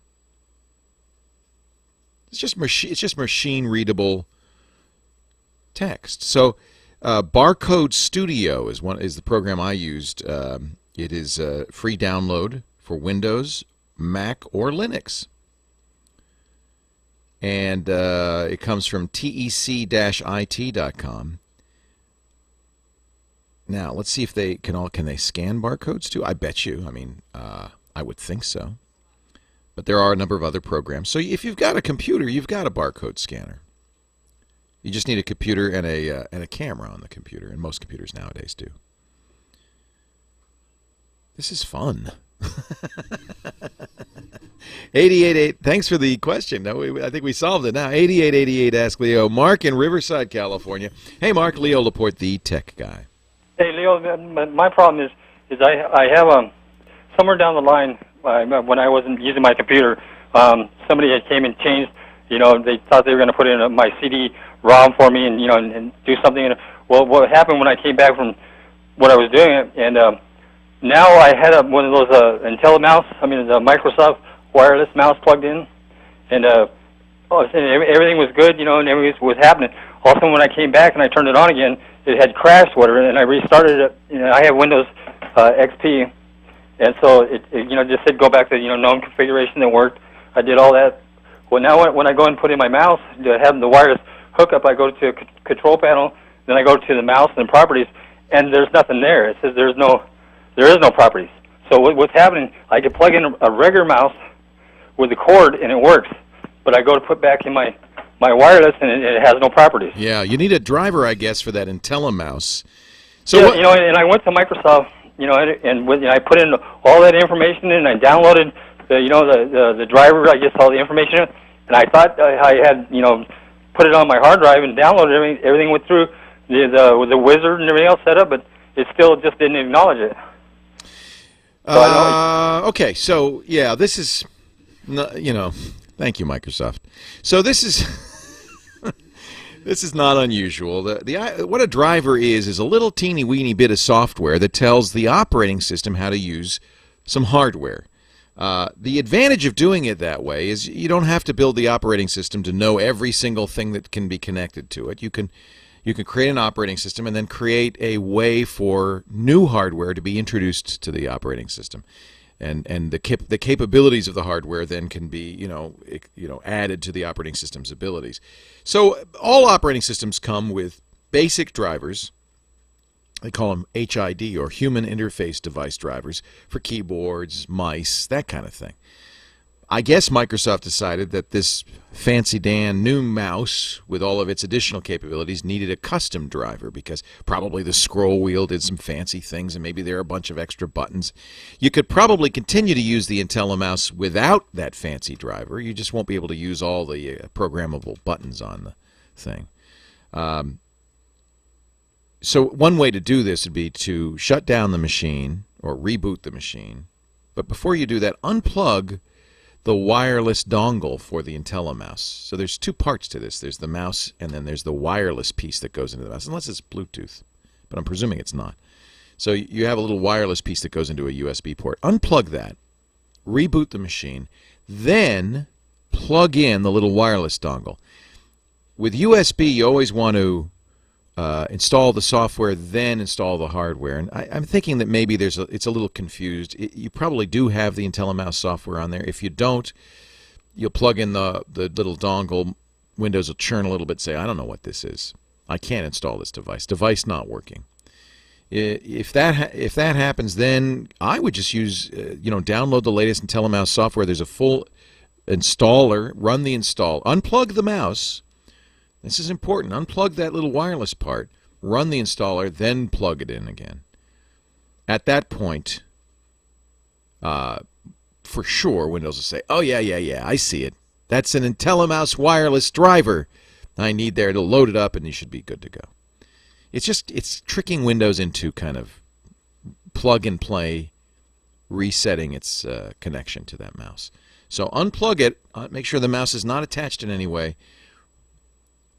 Probably you could just plug it in again at that point, and it'll run and install the drivers. But if it doesn't, then unplug it again, download the latest IntelliMouse drivers from Microsoft, run the installer without the mouse plugged in. That's the important part.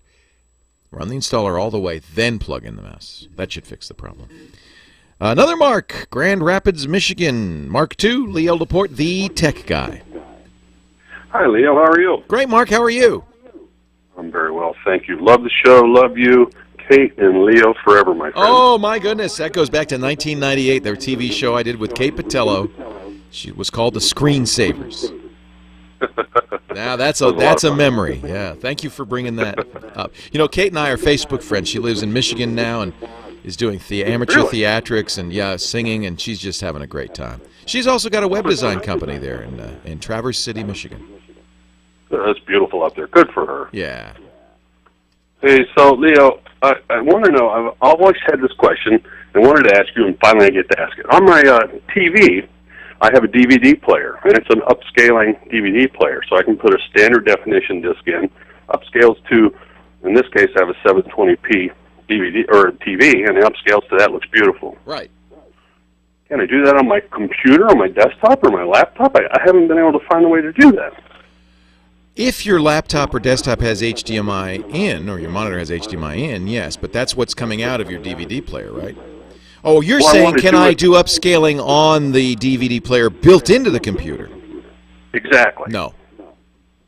Oh. So what's happening is that standalone DVD player has actually a little processor, a DSP chip, and some software that does the upscaling. It's not a hard thing to do. Every Blu-ray player, or every actually analog DVD player with an HDMI connection will do upscaling.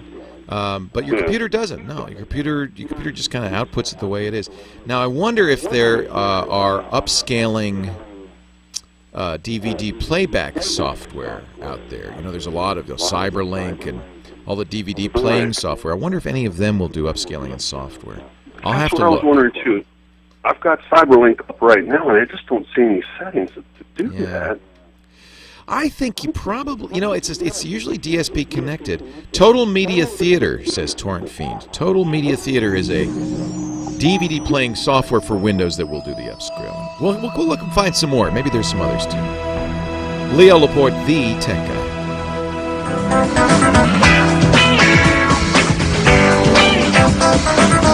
It's a little repetitive, isn't it? This portion of the Tech Guy Show brought to you by my internet service provider, DSL Extreme, for high-speed internet at an amazingly low price. Call 866, the number 2, GetNet. To get DSL Extreme. Chuck's going to recognize that theme song. So's Ben. So's our last caller. It's the old Screensavers theme. TV show I used to do on Tech TV. But see, these themes never had to run for more than a few seconds, so they get a little repetitive after 30 seconds or so. So Ben Fransky, who's in the studio with me today, we were talking to him earlier about Field Day, the ham Field Day, did make a good point, which is that all computers basically do upscale DVDs. A DVD, when you play back a movie DVD in your computer, the DVD's native resolution is 480p, 480 lines from top to bottom. So if you're displaying it on a monitor at 720p, of course it's upscaling the 480p to 720p. And that's not the problem. I mean, everything upscales. TV will upscale. The question is really not does it upscale, but does it do a good job? Does it make it look good? Most computers actually do a fairly good job of making that 480p DVD look okay. So I should have asked our caller, and I didn't, well, what's the problem? I mean, is it not looking good? But is it in fact, most computers, my experience has been you play a DVD on it, it looks fine. In fact, it looks great, usually. So a decent video card will do it. Windows does have a software video render built in, but it's not going to do as well as a good video card. There's a great discussion, and I will put this in the show notes at techguylabs.com on the AVS forum, which is a really good place for people who are interested in audio-visual. And a long discussion about upscaling, how Windows does it, how to do it better. There are programs that will do this. There's hardware that will do this. There's a program called FFD Show that does it. Anyway, the link in the show notes is going to have a lot of information on this AVS forum discussion. As usual, these guys just go on and on and on and on and on. But if you have a player that will take advantage of the video card hardware to do the upscaling, that's going to be a good way to do it. Or use a player that can work with this software option called FFD Show. Gives good results as well. And that seems to be the consensus of this thread on AVS forum. So thanks for the call. I appreciate it. 8888 Ask Leo, that's the phone number to call. Speaking of video, Apple on Tuesday released kind of a surprise. We knew it was coming, but they didn't warn us. Released a new copy, the new version of their professional video editing software. You know, Apple has iMovie, comes with all Macs, but a lot of movies are made using a program called Final Cut Pro. Apple has been selling this. In fact, we use it in my podcast operation. That's what we use. It's expensive. Final Cut Studio is $1,200. Comes with a lot of stuff. Apple updated it to Final Cut Pro 10, and they're selling it in the App Store for a mere $300. Maybe you saw Conan O'Brien the other night. Conan ran a piece that his video editors put together complaining about Final Cut Pro, and the piece was they said, the piece said, we love Final Cut Pro 10, and we edited this piece with it, and everything's all messed up. All the edits are screwed up. The titles are screwed up. It's a mess. And that's been the reaction. It's kind of interesting to watch. Some professionals are saying, hey, this is good. This is a reset of the software that was much needed. It was old software. It had to be updated. David Pogue in the New York Times took Apple's part. In fact, queried the guys who designed Final Cut Pro 10 and put all their answers in the New York Times. He loved it. He said, this is great. And people wrote him emails saying, David, what are you, nuts? This is terrible. He then published Apple's responses to their complaints. It's a little battle raging.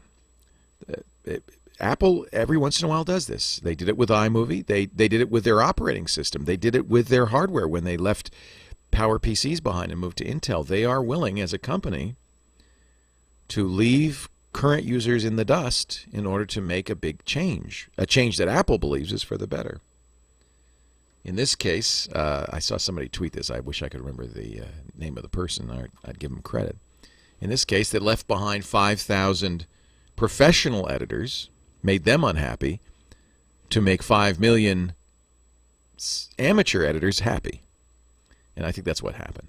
Apple has decided that they're not going to worry about the pro market. It's too small a market for them, and then they're going to go after the semi-pro or the prosumer market, people who are ready to move up from iMovie but found Final Cut Studio a little too difficult to use.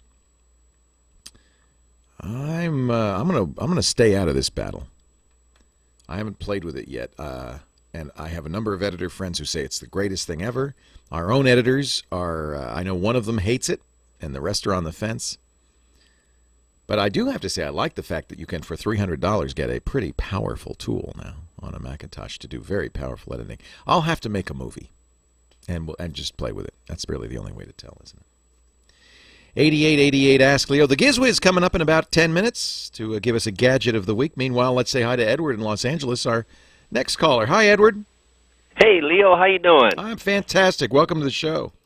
Thank you. Great show. Thank you. Hey, I've heard you spoke often about the iPhone, and I'm just thinking about upgrading my iPhone to either iPhone 4 or whatever they call it, or I really like the bigger screen, like the Samsung Inspire or Infusion or an HTC. Yeah, I love the big screens. You want to stay with AT&T? No, not really. I mean, services right now, I mean, you can get these reselling service for like, $55, $60 for all the internet, unlimited text, and unlimited... Through somebody like Virgin Mobile or... no, it's like a Go phone for AT&T, okay. Page Plus for Verizon, and something else for... Yeah, when you do these Go phones or these these pay-as-you-go phones, usually you have some limitations of what kind of hardware you can get. You will not be able to get an iPhone that way. You'll be able to get an Android phone that way. And I have to say, I'm an Android fan. I use the T-Mobile G2X. Very happy with it. One advantage Android phones have over the iPhone is that the hardware is more advanced. Many of them have dual-core processors. They have more RAM. As you say, bigger screens. On the other side of the equation, there's no better camera in a phone that I've used than the iPhone 4, best camera out there for a camera phone. The screen, really? The Retina display on the iPhone is incredible. It's small, yes, but boy, it looks good. And the real advantage the iPhone has is hundreds of thousands of applications. Yeah, I'm not into the apps or into the games. Good, because that would be, if you've already spent, the average iPhone user has maybe 70 to 80 programs. That could be hundreds of dollars they've spent on software. If you've already spent that money, that would be a good reason to stay with iPhone. But if you don't have an investment in iPhone software, the world is kind of open to you. Well, what phone? I mean, have you heard of the Samsung Inspire or the Infusion or any of those? Or yeah, I use. Samsung made a number of different brand names around their Galaxy S platform. I think the Inspire is excellent. I think you'd be very happy with it. I think Samsung makes very nice phones. I'm sorry, the HTC makes the Inspire. I think HTC makes very nice phones, so I think that's a great choice. Samsung makes the Captivate, I think, is the Samsung version from AT&T. But which if you were to go out and buy a new phone, what would you pick between the Samsung or the HTC? Well, I would look for 4G. I would look for one that is running at least Froyo, and probably you want Gingerbread 2.3 on there, the latest version of Android. I like a big screen, but I would consider battery life and I would look around, do some reading, because the battery life on the big screen phones tends to be very poor. I'll give you 3 or 4 you can pick from after this. Leo Laporte, the Tech Guy.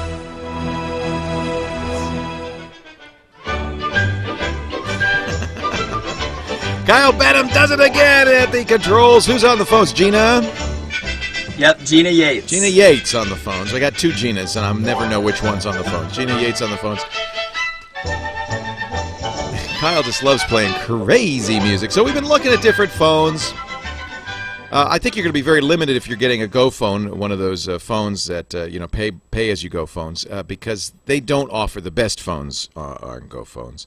But there are a lot of good choices out there. My big concern with Android right now is I love Android.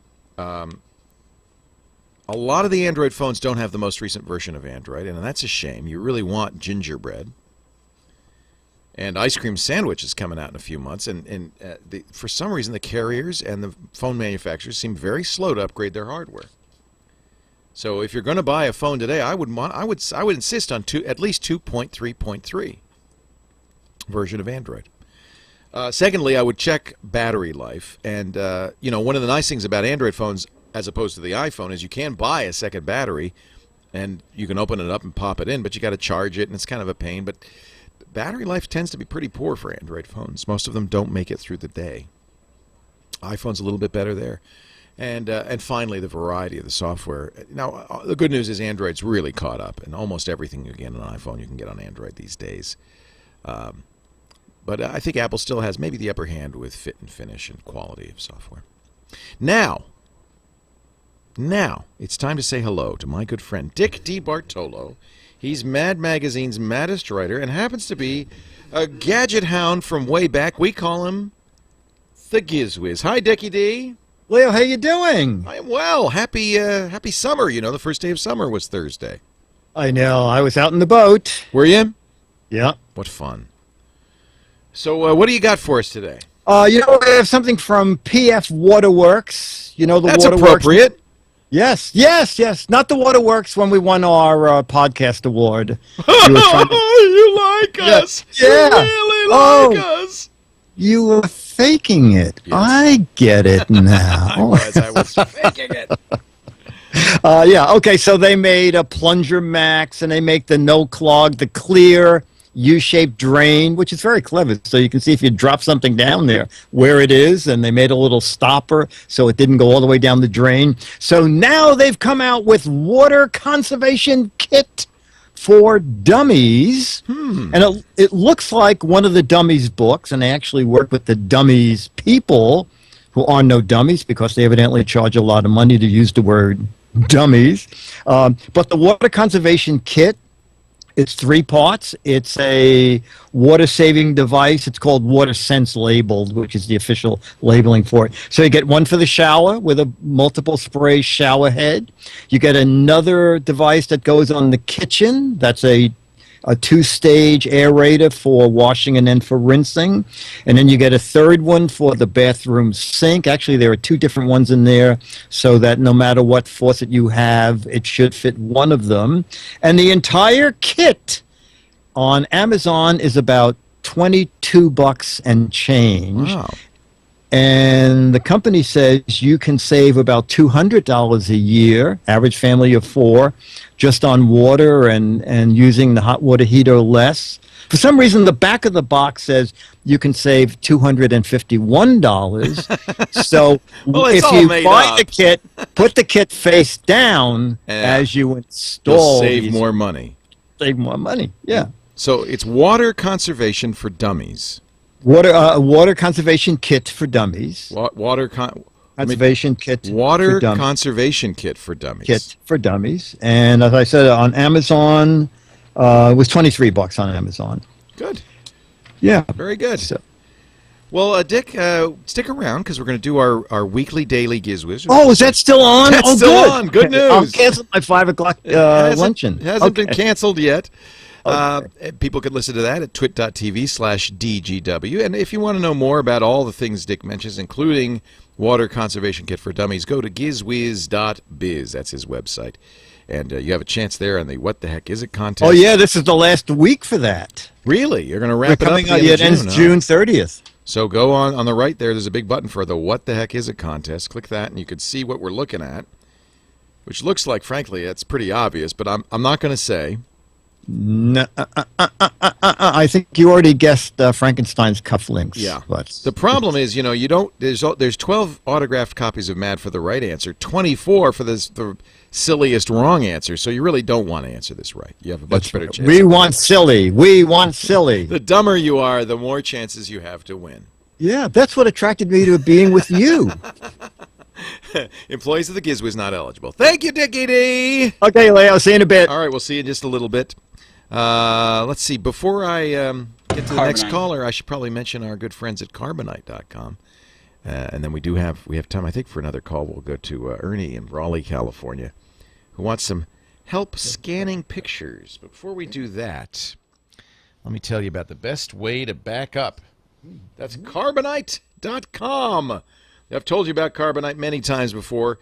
It's the backup service that stores your data off-site in the cloud. It does it automatically, so you never have to think about it. And the best part is you don't have to wait for a disaster to strike to get to it.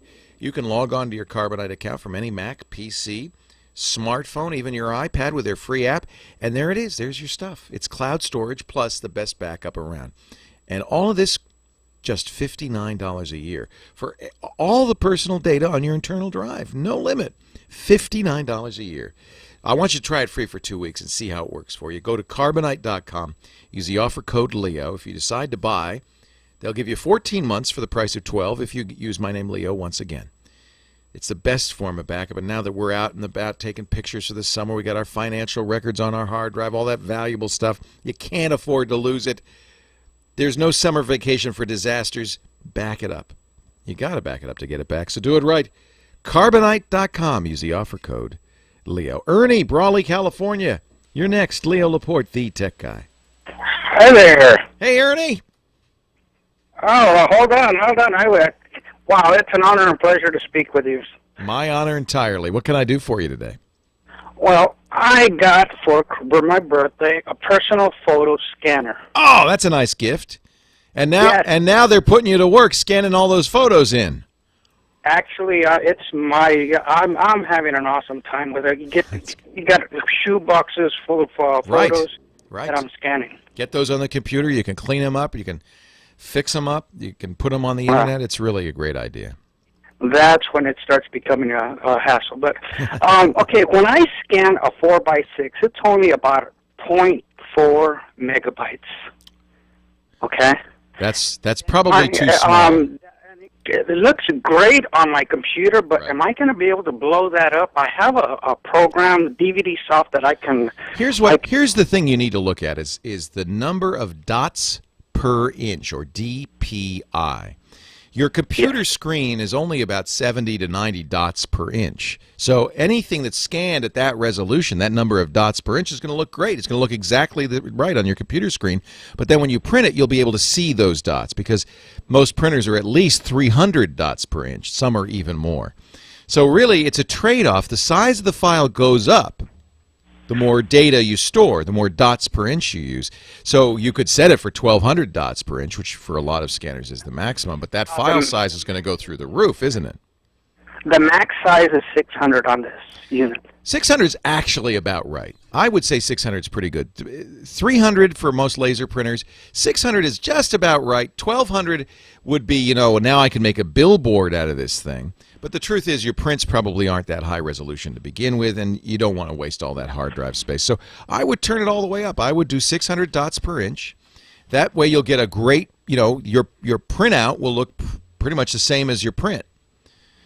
And you'll kind of be making the best possible copy of that photo. You don't want to do this again, do you?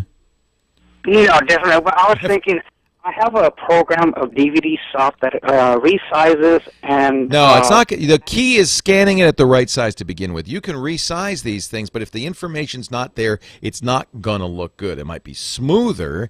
You might not see the dots, but it's going to be blurry because the information wasn't stored in the scan. You've got to scan it at 600.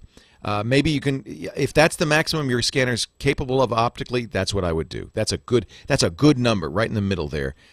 Any bigger, the file size is going to be too big, and you're probably storing more information than's even on the picture. Hey, thanks for the call, Ernie. I appreciate it. Glad you're listening. Glad you're all listening. I'll be back next time. I hope you will too. You can find all the show notes, thanks to James DeRuvo, at techguylabs.com. That's where you'll also find downloads of all the audio and video of these shows going way back to 2004. 781 episodes. 781 Tech Guy shows. Thanks to everybody. We'll see you next time. Kyle, Gina, take care. I am Leo Laporte, the Tech Guy. Have a great Geek Week.